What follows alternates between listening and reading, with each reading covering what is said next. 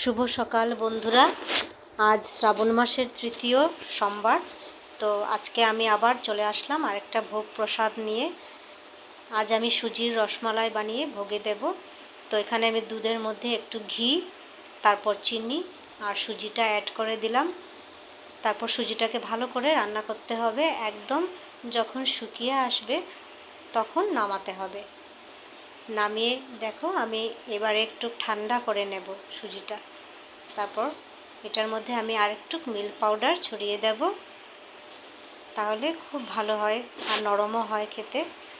আর তারপর হাতে অল্প ঘি লাগিয়ে একদম রসমালাই শেপগুলো দিয়ে দিলাম।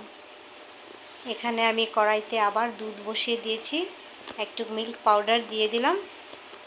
রসমালাইটা বানাবো, দুটো এলাচ দিলাম। আর তারপর সুজির যে বলসগুলো বানিয়ে রেখেছিলাম সেইগুলো অল্প অল্প করে আস্তে আস্তে দিয়ে দেব।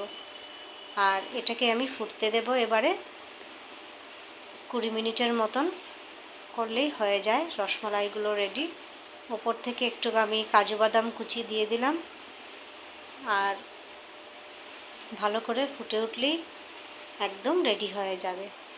আর এখানে আমি চিনিটাকে একটু ক্যারামেল করে নিয়েছিলাম, সেটাই দিয়ে দিলাম। কালারটাও ভালো আসে আর ভালোই লাগে, দেখতেও ভালো লাগে।